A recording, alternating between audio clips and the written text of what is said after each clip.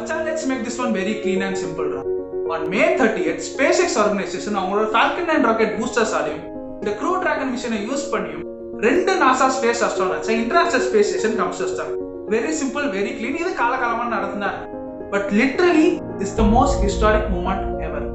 To know why, let's see the detailed report of this mission, the Crew Dragon.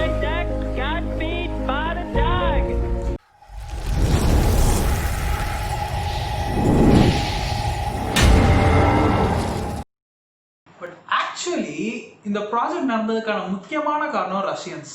ஏன்னா America கடைசியா launch பண்ண space shuttle 2011 நடந்துச்சு. அதாவது 9 வருஷத்துக்கு முன்னாடி. அதுக்கப்புறம் ஸ்பேஸ் ஷட்டிலுக்கான எல்லா டெலிவரி மிஷன்ஸும் ரஷ்யா தான் பார்த்துக்குச்சு. இதுக்கு ரஷ்யன் பேசின trade business $80 million per person. So எந்த ஒரு American astronauts international space station போனா நாசா $80 million per person பே பண்ணி தான் ஆகும். ஸோ கடந்த 9 வருஷமா ரஷ்யன்ஸ் ராக்கெட் மட்டும் தான் லான்ச் ஆகிட்டு இருந்துச்சு. அமெரிக்கன்ஸ்க்கு ரஷ்யன்ஸ்க்கு காசு கொடுக்கணும் கொஞ்சம் கூட விருப்பமே இல்லை. இதுக்கு நடுவில் தான் ஸ்பேஸ்எக்ஸோட என்ட்ரி. ஸ்பேஸ்எக்ஸ் தாறுமாறா அவங்களோட ராக்கெட்டை டிசைன் பண்ணி ஸ்பேஸ்எக்ஸ் சென்ட் பண்ணிட்டு இருந்தாங்க. ஸோ அதனால நாசா ஒரு பார்சியல் இன்வெஸ்டரா ஸ்பேஸ்எக்ஸ் கிட்ட காசு கொடுத்துட்டு அந்த ப்ராஜெக்ட்டை அவங்க டேக் ஓவர் பண்ணிக்க சொல்லிச்சு. ப்ராஃபிட்டை ஈக்குவலா டிஸ்ட்ரிபியூட் பண்ணி. ஸோ நாசா இனிமே marketing as well as production design மட்டும் தான் பண்ணும். பட் ஸ்பேஸ்எக்ஸ் ராக்கெட் டிசைன் பண்ணி நியூ ஃபீச்சர்ஸ் அந்த ராக்கெட்ல ஆட் பண்ணி புது புது ராக்கெட்ஸை தயாரிச்சுட்டு இருப்பாங்க. ஸோ ஆஃப்டர் 9 years அமெரிக்கன்ஸ் அவங்களோட சொந்த ராக்கெட்டை லான்ச் பண்ணாங்க using SpaceX.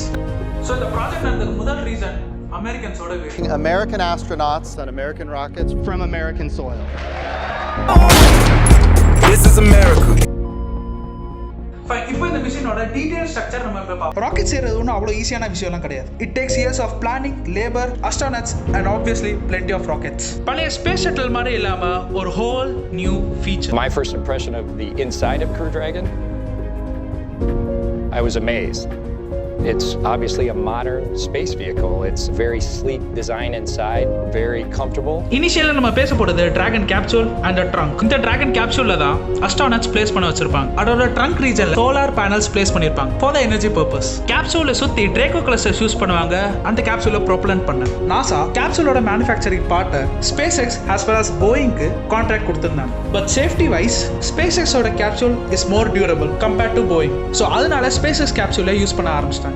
We also just have to be absolutely paranoid about safety. இப்போ இந்த Crew Dragon capsule உள்ள போனா இந்த சீட்ஸ் பத்தி பேசணும்னா டெஸ்லாவோட ரேசிங் கார் சீட்ஸ். பழைய ஸ்பேஸ் ஷட்டில்ல கிட்டத்தட்ட 2000 ஸ்விட்சஸ் அண்ட் சர்க்யூட் பிரேக்கர்ஸ் யூஸ் பண்ணிருப்பாங்க. பட் இந்த Crew Dragonல இட்ஸ் ஆல் ஆட்டோமேட்டட். எல்லாமே டச் ஸ்கிரீனால கண்ட்ரோல் பண்ணலாம். You get very used to the shuttle, the 2000 switches, circuit breakers, the seats. It's not the most comfortable vehicle to fly in. You know, for those of us who've been living with switches from the 60s for all these years, to see a modern interface is something that's pretty exciting.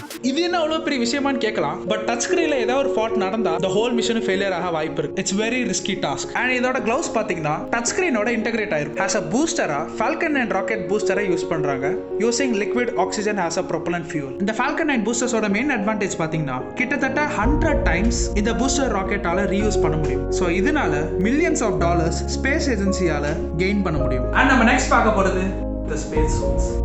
Man, I love those space suits. Just see for yourself. Isn't it kind of futuristic? பழைய space சூட்ஸ்க்கும் இப்போ உள்ள the latest design SpaceX ஓட space சூட்க்கும் எவ்வளோ difference இருக்கு. இந்த space சூட்டை top class and designers and scientist இதை ஃபேப்ரிகேட் பண்றாங்க. இந்த ஸ்பேஸ் சூட்ல automatic communication, automatic pressurization, oxygen supply and flammable resistance இருக்கு. இதோட ஹெல்மெட் பாத்தீங்கன்னா ABS பிளாஸ்டிக்கால செய்யப்பட்டிருக்கு. இந்த space suit Teflon material and இதோட கிரே ஏரியால நாமெக்ஸ்ங்கிற புது மெட்டீரியல் ஆட் பண்ணிருக்காங்க. அண்ட் நெக்ஸ்ட் நம்ம பேச போறது டாக்கிங். நம்ம எல்லாரும் இன்டர்ஸ்டெல்லார் படம் பார்த்துப்போம். Docking is the most important part of this mission. But in the project, docking is automated. Using several IR sensors and camera in the docking processor, automatically Crew Dragon பார்த்துக்கும். So docking procedure பொறுத்த வரைக்கும் astronauts யாரும் worry பண்ண வேண்டாம். You're more of a monitor of all the systems and you're not using all your brain power to actually fly the vehicle. In fact, சொல்லப்போனா whole Crew Dragon மிஷனும் எல்லாமே automatic. In case astronaut இல்லனா கூட இந்த Crew Dragon-ஐ international space ஸ்டேஷனோட talk பண்ண முடியும். So it's completely automatic. Now speaking of the most important part, the abort test. In the abort systemல in case rocket propellant ஏதாவது failure ஆச்சுனா or any leakage நடந்தா இந்த capsule மட்டும் தனியா பிரிக்க வச்சு இந்த Falcon 9 பூஸ்டர் வெடிச்சிரும். So கேப்சூல்ல இருக்கிற அஸ்ட்ரோனட்ஸ் எல்லாரும் சேஃபா இருப்பாங்க. Actually இந்த டெக்னாலஜி முன்னாடியே இருந்திருந்தா astronauts like Kalpana Chawla and இன்னும் மத்த பல அஸ்ட்ரோனட்ஸ் இறந்திருக்கவே மாட்டாங்க. Speaking about the two major pillars of this mission, Bob and Doug, இவங்க ரெண்டு பேர் தான் நாசாவோட அஸ்ட்ரோனட்ஸ்.